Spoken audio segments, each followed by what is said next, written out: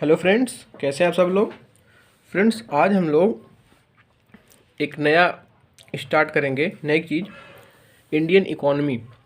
Indian economy को उसका पहले हम लोग क्या क्या पढ़ना है इकोनॉमिक्स में, क्या क्या नहीं पढ़ना है, क्या क्या हमारे काम की चीज़ें हैं, क्या क्या एग्ज़ाम में आता है, किस तरह के सवाल आते हैं, किस तरह का क्वेश्चंस आता है, वो सारी चीज़ें आज हम लोग इकोनॉमिक्स को एक एक नज़र में सब कुछ कवर करेंगे कि कौन कौन सा चैप्टर पढ़ना है, किस किस चैप्टर में क्या क्या पढ़ना है, वो सारी चीज़ें आज हम लोग देखेंगे। मैं पहले ये बता दूं कि मैथ्स के वीडियो आते रहेंगे और साथ साथ में हम लोग इकोनॉमिक्स भी अब कवर करना स्टार्ट करेंगे। तो सबसे पहले इंडियन इकोनॉमी में हम लोग पहले पढ़ेंगे उसका एक परिचय, इकोनॉमिक्स और इकोनॉमी। तो पहला हमारा चैप्टर होगा इकोनॉमिक्स और इकोनॉमी। पहले हम लोग पढ़ेंगे इकोनॉमिक्स क्या होता है और इकोनॉमी क्या होता है। इकोनॉमिक्स और इकोनॉमी का जो चैप्टर होगा, एक नज़र में हम लोग सबसे पहले इसमें बेसिक बेसिक जो चीज़ें होंगी, सबसे पहले कि अर्थव्यवस्था होती क्या है, अर्थशास्त्र होता क्या है, उसको देखेंगे। उसके बाद इसमें हम लोग देखेंगे कि माइक्रो इकोनॉमिक्स क्या होता है, माइक्रो इकोनॉमिक्स माइक्रो इकोनॉमिक्स क्या होता है, मैक्रो इकोनॉमिक्स क्या होता है। इंग्लिश के टर्मिनोलॉजी को भी साथ साथ में पढ़ना है ताकि और समझ और बेहतर बन सके। माइक्रो इकोनॉमिक्स क्या होता है, माइक्रो इकोनॉमिक्स क्या होता है, माइक्रो इकोनॉमिक्स और माइक्रो इकोनॉमिक्स समझ लेंगे हम। उसके बाद हम लोग सेक्टर्स के बारे में पढ़ेंगे कि प्राइमरी सेक्टर्स क्या होता है, सेकेंडरी सेक्टर्स क्या होता है, टर्शियरी सेक्टर्स में क्या क्या आता है। उसके बाद कुछ अर्थव्यवस्था किस प्रकार की होती है, जैसे कुछ अर्थव्यवस्थाएं पूंजीवादी अर्थव्यवस्थाएं होती हैं, कुछ देशों की अर्थव्यवस्था समाजवादी अर्थव्यवस्था होती है। भारत जैसे है, उसकी भारत की अर्थव्यवस्था मिश्रित अर्थव्यवस्था है। तो ये इन सारी चीज़ों को हम लोग डिटेल में पढ़ेंगे। अभी हम लोग एक ओवरव्यू लेंगे पूरे इकोनॉमिक्स का।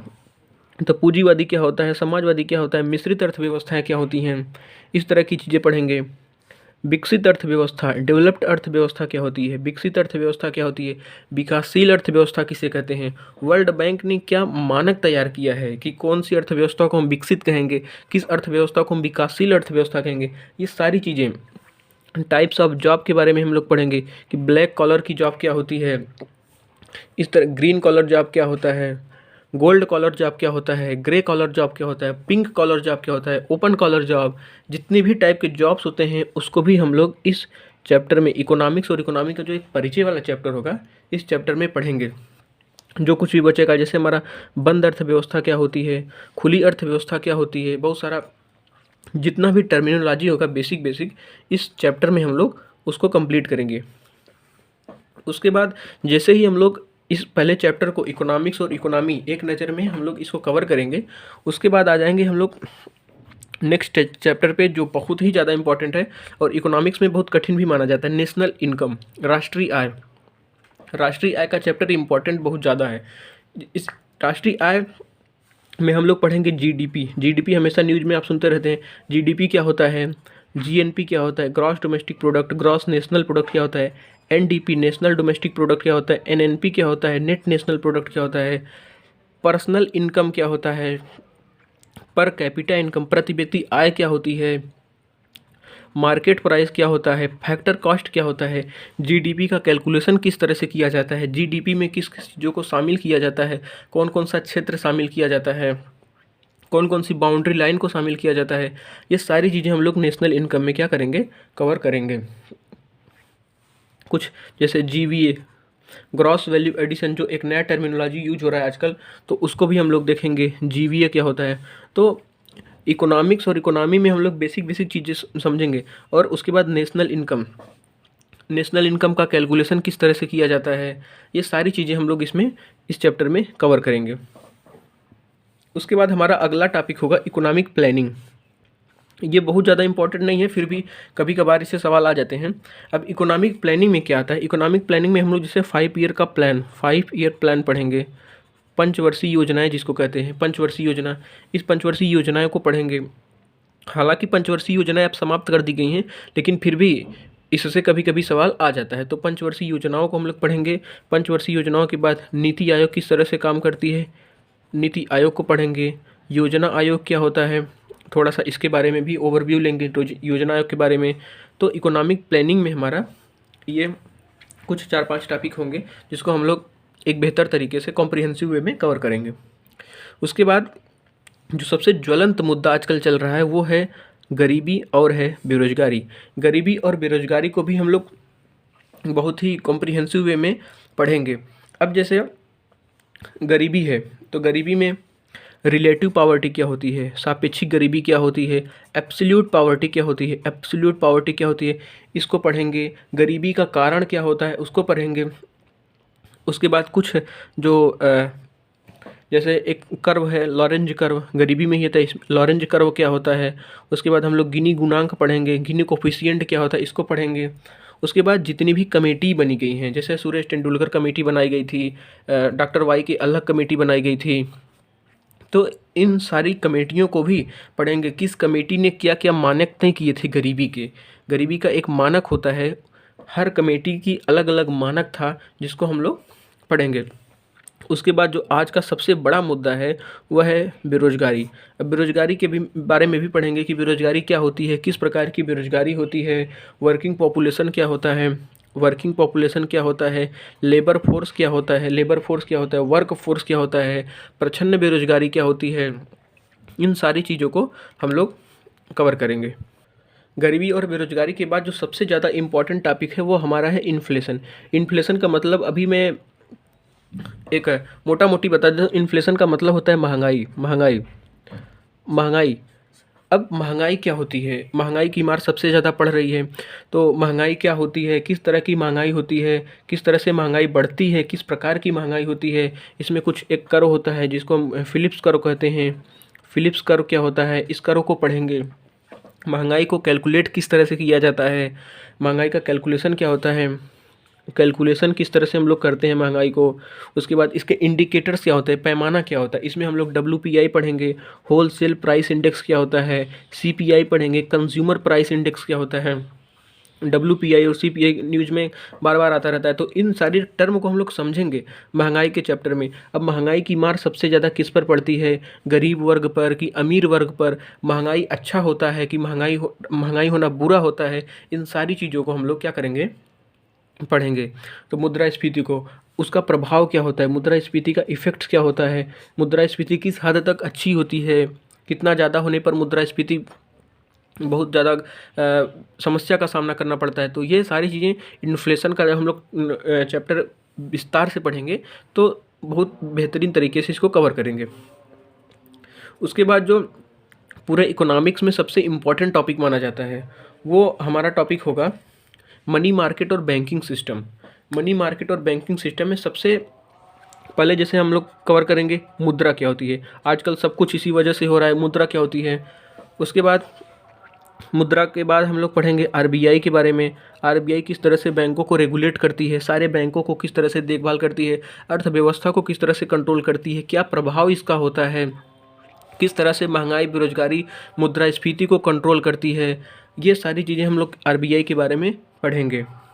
उसके बाद RBI को पढ़ने के बाद इसमें जैसे मॉनेटरी पॉलिसी है, मौद्रिक नीति, तो जो बैंक RBI जो नीतियाँ बनाती है तो उसकी जो RBI पॉलिसीज़ बनाती हैं, जो RBI पॉलिसीज़ बनाती हैं इसी को कहते हैं मॉनेटरी पॉलिसी। तो मॉनेटरी पॉलिसी बना करके RBI अर्थव्यवस्था को किस तरह से कंट्रोल करती है, किस तरह से बेरोजगारी, महंगाई, मुद्रास्फीति, अर्थव्यवस्था में सामंजस्य बनाती है, इन सारी चीज़ों को हम क्या करेंगे मॉनेटरी पॉलिसी में पढ़ेंगे। अब जैसे मॉनेटरी पॉलिसी में RBI दो तरह से चीज़ों को कंट्रोल करती है, एक क्वालिटेटिव होता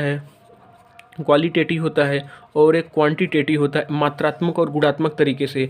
अब मात्रात्मक और जैसे क्वांटिटेटिव है ये मात्रात्मक इसको कहते हैं और ये गुणात्मक, ये इसके सारे उपकरण हैं कि किस तरह से अर्थव्यवस्था को नियंत्रित करती है RBI।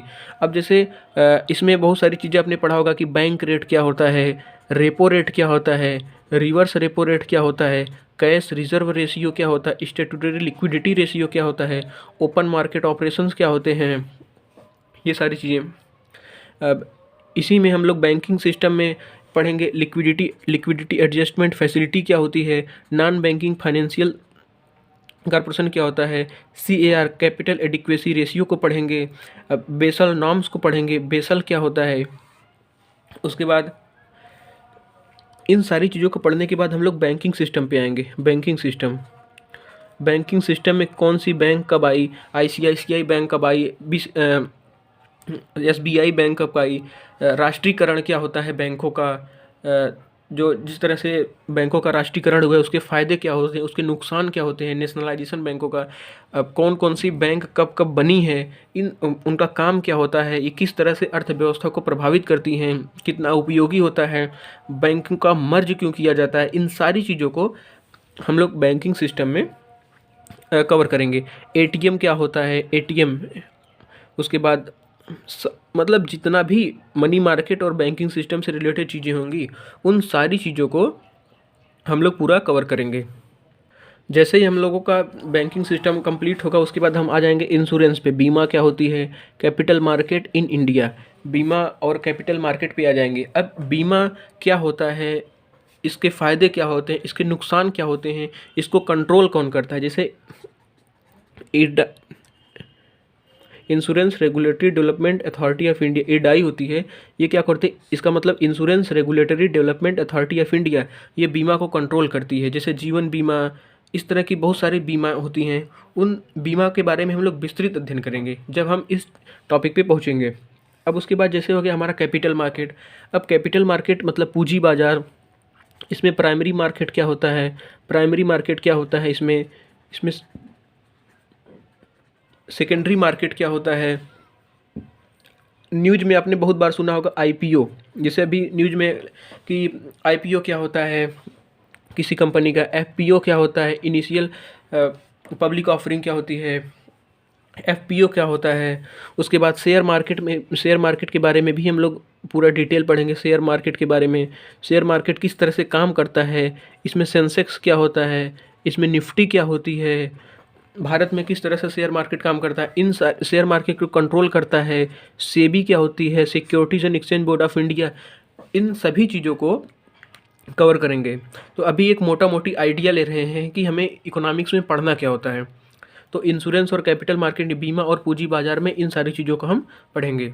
उसके बाद जो सबसे ज़्यादा इंपॉर्टेंट टॉपिक आते हैं पूरे इकोनॉमिक्स में, जिससे सबसे ज़्यादा सवाल आते हैं, सबसे ज़्यादा सवाल आने वाला टॉपिक एक तो हमारा ये हो गया फिस्कल पॉलिसी और टैक्स स्ट्रक्चर, राजकोषीय नीति क्या होती है और कर की संरचना क्या होती है, जिसमें हम लोग बजट सब कुछ कवर करेंगे। उसके बाद दूसरा हमारा सबसे जो इंपॉर्टेंट टॉपिक होता है वो होता है बैंकिंग सिस्टम और मनी मार्केट, जो हमने पीछे भी देखा था। तो जो राजकोषीय नीति और टैक्स का स्ट्रक्चर होता है, इसमें हम लोग जो सबसे ज़्यादा इंपॉर्टेंट, जो सबसे ज़्यादा सवाल वाला टॉपिक होता है वो होता है बजट। इसमें राजकोषीय नीति में हम लोग पढ़ेंगे बजट, राजकोषीय नीति क्या होती है, राजकोषीय नीति को बनाता कौन है, इसके फ़ायदे क्या होते हैं, इसके नुकसान क्या होते हैं, किस तरह से अर्थव्यवस्था को कंट्रोल किया जाता है राजकोषीय नीति बना करके। बजट क्या होता है, बजट में पैसे कहाँ से आते हैं, पैसे कहाँ पे खर्च होते हैं। राजस्व बजट, रेवेन्यू बजट क्या होता है। उसके बाद पूंजीगत बजट क्या होता है हमारा, ये इसको राजस्व बजट कहते हैं। राजस्व बजट, पूंजीगत बजट क्या होता है, राजस्व बजट क्या होता है, पूंजीगत बजट क्या होता है, बजट का घाटा क्या होता है, घाटा क्या होता है, बजट में घाटा किस तरह का होता है, बजट में घाटा कितना सही होता है, कितना लोन सरकार ली है। इन सारी चीज़ों को, बजट के एक एक पॉइंट को हम लोग पूरा कंप्लीट स्टडी करेंगे। उसके बाद इसमें एफआरबीएम एक्ट को भी पढ़ेंगे।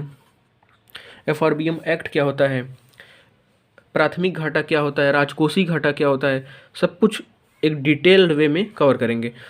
जब फिस्कल पॉलिसी हमारा कंप्लीट होगा तो उसके बाद हम लोग शुरू करेंगे टैक्स स्ट्रक्चर को।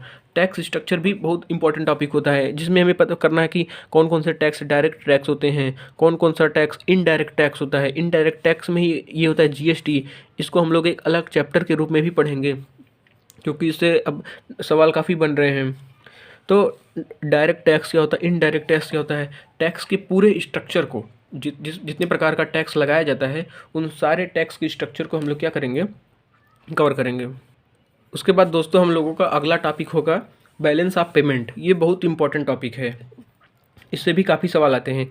बैलेंस ऑफ पेमेंट में हम लोग देखेंगे कि चालू खाता क्या होता है, उसके बाद हम लोग देखेंगे पूंजी खाता क्या होता है, एफडीआई फॉरेन डायरेक्ट इन्वेस्टमेंट क्या होता है, प्रत्यक्ष विदेशी निवेश क्या होता है, ये एफआईआई क्या होता है, फेरा क्या होता है, फेमा। मैं आपको बता दूं कि फेरा और फेमा ये टर्मिनोलॉजी पे ही सवाल पूछे जाते हैं कि जैसे फेरा का फुल फॉर्म क्या होता है, foreign exchange regulation act, foreign exchange management act, इस तरह के भी सवाल एग्जाम में पूछे गए हैं। तो जब हम लोग बैलेंस ऑफ पेमेंट के चैप्टर को कवर करेंगे तो इन सारी चीज़ों को बहुत विस्तृत तरीके से समझेंगे। अब इसमें एक बहुत ही ज़्यादा जो डाउट का टॉपिक रहता है वो अवमूल्यन क्या होता है, अवमूल्यन क्या होता है, अधिमूल्यन क्या होता है। इन सारी चीज़ों को हम लोग बहुत व्यवहारिक तरीके से, डिप्रिसिएशन, एप्रिसिएशन, इन सारी चीज़ों को बहुत व्यवहारिक तरीके से समझेंगे। जैसे अवमूल्यन में मैं बताऊँ कि जैसे आप सुनते होंगे कि एक डॉलर की कीमत 60 रुपये है, एक डॉलर की कीमत 70 रुपये है, डॉलर घट रहा, डॉलर के मुकाबले पैसे की कीमत घट रही है, डॉलर के मुकाबले पैसे की कीमत बढ़ रही है। तो ये सारी चीज़ें किस तरह से होती हैं, उसका मार्केट पे क्या प्रभाव पड़ता है, अवमूल्यन अधिमूल्यन को विस्तृत तरीके से हम लोग क्या करेंगे, कवर करेंगे। उसके बाद जो सबसे ज़्यादा आजकल सवाल इकोनॉमिक्स में, तीसरा जो सबसे ज़्यादा अगर हम इम्पोर्टेंट टॉपिक कहें तो एग्रीकल्चर बन गया है। एग्रीकल्चर से बहुत सारे सवाल पूछे जा रहे हैं कि एग्रीकल्चर में अभी किसान का मुद्दा आपने देखा ही होगा। तो ये कुछ बर्निंग टॉपिक हो जाते हैं जिससे क्या होता है, सवाल की संभावनाएं बढ़ जाती हैं। अब इसमें हम पढ़ेंगे कि एग्रीकल्चर का इकोनॉमी में योगदान क्या होता है, कितना इम्पोर्टेंट होता है, भारत में जो एग्रीकल्चर है उसका नेचर क्या होता है, उसमें क्या क्या समस्याएं आ रही हैं, क्या क्या सुधार की ज़रूरत है। फसल के बारे में हम लोग देखेंगे कि किस तरह की फसल हैं, रबी की फसल, खरीफ की फसल, जायद की फसल क्या होती है। क्रांति के बारे में पढ़ेंगे कि हरित क्रांति क्या होती है, ग्रीन रेवोल्यूशन, जितनी भी तरीके की क्रांतियाँ होती हैं, श्वेत क्रांति, इन सभी चीज़ों को एग्रीकल्चर में पढ़ेंगे। इसमें हम लोग ऑर्गेनिक फार्मिंग भी देखेंगे। ऑर्गेनिक फार्मिंग, जैविक कृषि, जो सबसे ज़्यादा आजकल बढ़ावा दिया जा रहा है इसमें हम लोग देखेंगे कि क्रॉपिंग का पैटर्न क्या होता है, क्रॉपिंग पैटर्न को पढ़ेंगे। इसके बाद हम लोग इसमें देखेंगे कि मेगा फूड पार्क क्या होता है, मेगा फूड पार्क क्या होता है। इसके बाद हम लोग देखेंगे इसमें केसीसी, किसान क्रेडिट क्या होता है, नाबार्ड बैंक जो होती है किस तरह से काम करती है, किस तरह से किसानों की मदद के लिए बनाई गई है। तो ये सारी चीज़ें हम लोग एग्रीकल्चर में बहुत विस्तृत तरीके से क्या करेंगे, कवर करेंगे। उसके बाद एक टॉपिक है इंडस्ट्रियल सेक्टर। हालांकि इस चैप्टर से में इंडस्ट्रियल सेक्टर, जो इकोनॉमिक्स में इंडस्ट्रियल सेक्टर है, इससे बहुत ही कम सवाल आते हैं। फिर भी हम लोग एक ओवरव्यू लेंगे कि अर्थव्यवस्था में जो औद्योगिक क्षेत्र में नीतियाँ आई थी, औद्योगिक नीतियाँ, उन सारी नीतियों के बारे में पढ़ेंगे। उसके बाद जो हमारा लास्ट टॉपिक होगा इकोनॉमिक्स में, वो होगा इंटरनेशनल ऑर्गेनाइजेशन। इंटरनेशनल ऑर्गेनाइजेशन पे सवाल किस तरह से बनाए जाते हैं, किस तरह के यूज होते हैं, इनका महत्व क्या होता है, इन सारी चीज़ों के, जैसे IMF हो गया, जैसे वर्ल्ड बैंक हो गया, वर्ल्ड ट्रेड ऑर्गेनाइजेशन हो गया, जैसे अंकटाड हो गया, वर्ल्ड इकोनॉमिक फोरम क्या करता है, फूड एग्रीकल्चर ऑर्गेनाइजेशन क्या करता है, फिर फाइनेंशियल एक्शन टास्क फोर्स क्या है, ब्रिक्स क्या होता है। ब्रिक्स का सम्मेलन आपने न्यूज़ में बार बार सुना होगा कि ब्रिक्स का सम्मेलन हो रहा है, सार्क का सम्मेलन हो रहा है, बिम्स्टेक क्या होती है। तो ये जो सारी चीज़ें हैं, इन सभी चीज़ों को हम लोग क्या करेंगे कि पूरी तरह से अर्थव्यवस्था में कंप्लीट करेंगे। और जब अर्थव्यवस्था हम लोग शुरू करेंगे तो एक एक टॉपिक को विस्तृत तरीके से क्या करेंगे, पढ़ेंगे। अब इसमें कभी कभी संघाई कोऑपरेशन ऑर्गेनाइजेशन होता है, जैसे G7 हो गया, G20 की बैठक होती है, ये सारी चीज़ें न्यूज़ में हमेशा रहती हैं। ओपेक क्या होता है, ओपेक कंट्रीज़ कौन कौन सी होती हैं, G15 में इप्सा में क्या क्या, इप्सा में कौन कौन सी कंट्री आती हैं। उसके बाद जितने भी चीज़ें होती हैं, जैसे अब वर्ल्ड बैंक हो गया, IMF हो गया, ये काफ़ी इंपॉर्टेंट हो जाता है। इन सारी चीज़ों को पढ़ना, इनमें कमियां क्या क्या हैं, क्या क्या सुधार की आवश्यकता है, इन कितना योगदान है किसका, कितना % शेयर है, ये सारी चीज़ें कवर करेंगे। उसके बाद लास्ट में हम लोग अगर एक टॉपिक और देखना चाहें तो उसको हम लोग देखेंगे, वो होगा हमारा जनसंख्या के बारे में, पॉपुलेशन सेंसस के बारे में हम लोग देख लेंगे, जनसंख्या को भी कवर कर लेंगे। तो इतना